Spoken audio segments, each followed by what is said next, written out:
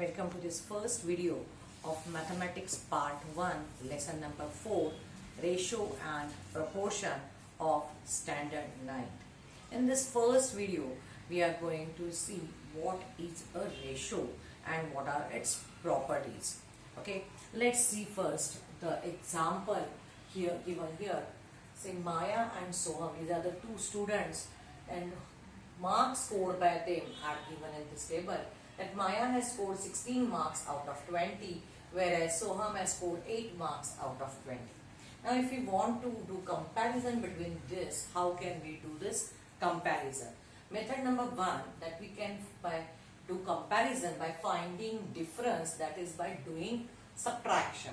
As 16 is more than 8, so what is the difference between this? How to get difference? Bigger number minus smaller number, we get after subtraction, this is 8. So we can compare their marks, that either we can say Maya has got 8 marks more than Soham, or other way we can say Soham has got 8 marks less than Maya. Okay, so this is the one method of doing comparison. But what is the another method of doing comparison? That we can, another method we can do comparison by doing division. Now suppose we divide 16 by 8, what we will get? If we divide both the numbers in the numerator and denominator by 8, we can get 8 2s are 16 and 8 1s are 8. Means we can say that Maya has scored 2 times marks than Soham. Okay, 2 times marks than Soham, or we can say, or if we divide this 8 by 16, then that division will become 8 1s are 8 and 8 2s are 16. So Maya has scored 2 times Soham, or Soham has scored half of the Maya's marks. Okay, so we can say that 16 is 2 times, 2 upon 1 times, that is of 8, and 8 marks are half of 16. So this is the another method of doing comparison. The same thing which we can write is that what is the ratio of marks of Maya and Soham. So here if we are getting 2 upon 1, if we write the same thing as 2 semicolon 1, and how to read this? 2 is to 1. 2 is to 1. So we have to read like this, and the writing this method is called as a ratio. We have taken here the ratio of marks of Maya to Soham's mark. Okay. So when this division 2 upon 1, if we are writing, or 16 upon 8, or that is equal to 2 upon 1 in the reduced form, when we write in this form 2 is to 1, this is called the ratio. So what is a ratio? So when we compare the given quantity of same units, okay, I'll explain you what is the same units. Just now let's see same quantity by division. Okay, by division we get ratio. Okay, so now let's come to the word units. Means now here we have compared marks of Maya and Soham. Okay, in any test. Suppose we want to compare their heights. Okay, suppose we are going to compare their heights over here. If this height of Maya is given say 150 centimeter and height of Soham is given say 160 centimeter. Now height is a quantity, okay, and this quantity is height of this given quantity. We are going to compare the heights of Maya and Soham. Now this height should have same unit. If here this height is measured in centimeter, height of Soham should be also measured in centimeter. So in this way, suppose if we want to find ratio of heights of Maya and Soham, then this is going to be 150 is to 160. These are the heights in centimeter we are comparing. For that we have to ratio, we have to do division 150 upon 160. If you divide this by 10, 0 will get cancelled. Now these numbers are in reduced number, you cannot divide it further. So the ratio is 15 upon 16, or 15 is to 16. This is the ratio. So here we have taken the given quantity is height. Okay, and it should have same units. Suppose if it is given, this is given in centimeter and this is given in meter. Say if it is given, say 1.6 meter, okay, then centimeter and meter cannot be compared because they do not, though the quantity is same but their units are not same, then we cannot take the ratio. So this we have to convert into in centimeter. So 1.6 meter means it is 160 centimeter, and now you can take its ratio. Okay, and one more thing, that if we know the heights of these students that are given, suppose we have been given the weights also, okay, weights, and suppose the weight of Maya is given, say 30 kg, okay, and Soham's weight is 40 kg, okay. Now if you want to take the ratio of weights of Maya and Soham, you will get it, the ratio is going to be 30:40, that equals to 30 divided by 40, that is 3/4. Now you cannot take the ratio of height of Maya and weight of Soham. So this is not done. So the quantity should be same and it should have same units. So that's the meaning, that when we compare the given quantity of same units by division, we get its ratio. Okay. So what are the properties? So this is the ratio, and what are the properties of ratio? Let's recall these properties. First thing, the ratio of numbers A and B. So A and B are two numbers, is written as A, two dots, that is colon B, which is read as A is to B or A upon B. So in this way it is written, and whenever we write this ratio, here we have seen that ratio of 30 and 40 is written as 30:40 or 30/40. We have seen that we have not kept these numbers as it is. We have divided, we have reduced to its lowest form, reduced form, that we have written this ratio. Okay. So the second thing is the ratio of the given two numbers is written in the reduced form. Okay. So till we get co-prime number, which we cannot divide further by any same factor, we have to divide it further. Okay, so we are writing in reduced form. The third thing is, if the numbers in the ratio are multiplied or divided by a non-zero number, the ratio remains unchanged. Means what? Suppose this ratio is here, it is 3/4. Now first it was the numbers were 30 and 40. These both the numbers we have divided by 10, correct? Then we have got this ratio. Now therefore ratio of 30:40 is equal to ratio of 3:4. Okay. Suppose if we multiply these numbers in the ratio, say by 2, then what we will get? If we multiply by 2, so 3 2s are 6 and 4 2s are 8. Even this 1, 2 and this third ratio, all these three ratios are equal. Like that, either we can multiply by any non-zero number or we can divide by any non-zero number. Then still the ratio remains unchanged. It remains same. Okay. This we can write in this form. If that is A upon B is equal to AK upon BK, where K is a constant, which is a non-zero constant. So if you multiply both the terms, first term and the second term of the ratio by K, then this remains, both the ratios remains same. Its value is not changed. Okay.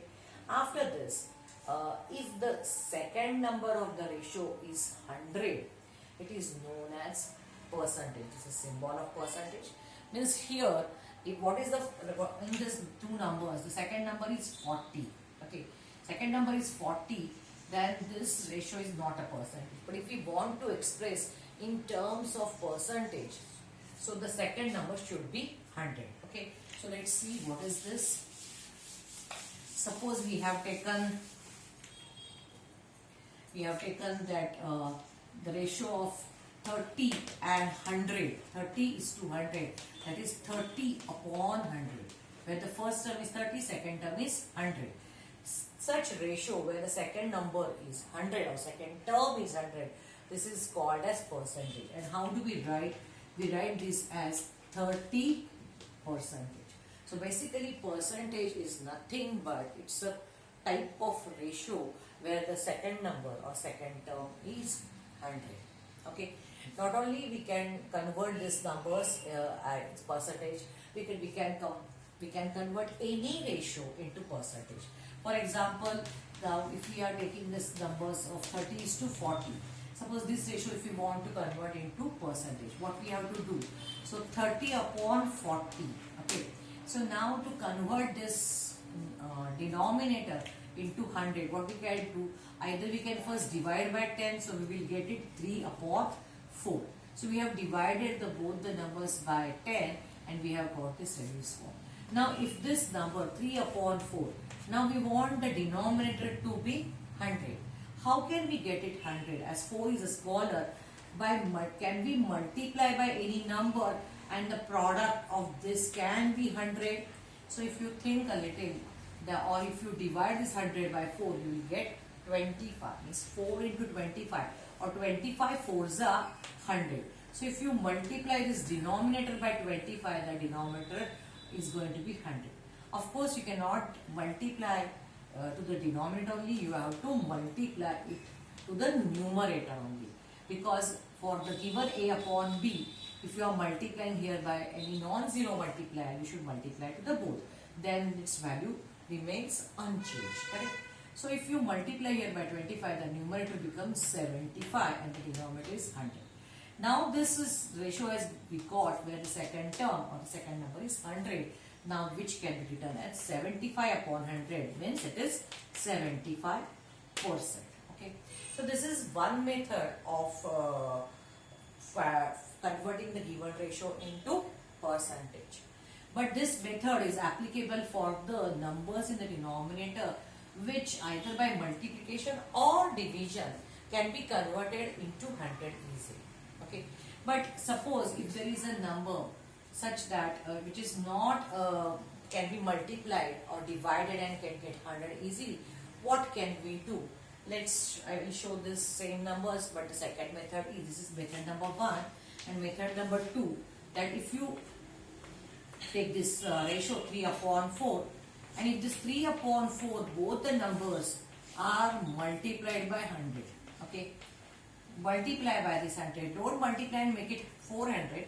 What we are going to do, we are going to make a group of this 3 into 100 upon 4, 3 into 100 upon 4, and that this divide by 100. When it is divided by 100, what do we write it as percentage? So this divided by 100, we are going to write it as percentage. So now we can simplify this multiplication and division and we can get its percentage. So how can we simplify? So 4 is divisible over here. So 4 ones are, 4 twos are, and 4 25s are. So 3 into 25, your answer is 75%. So by any method, of course, you are going to get the same answer, 75%. But the method number 2 is what? We have multiplied and divided by 100. By same number we have multiplied. This divided by 100 we have converted into percentage, and then we have taken the simplification of 3 into 100 upon 4. Okay, let's take some more examples so it will be clear to you. We are just trying to see how to write given ratio.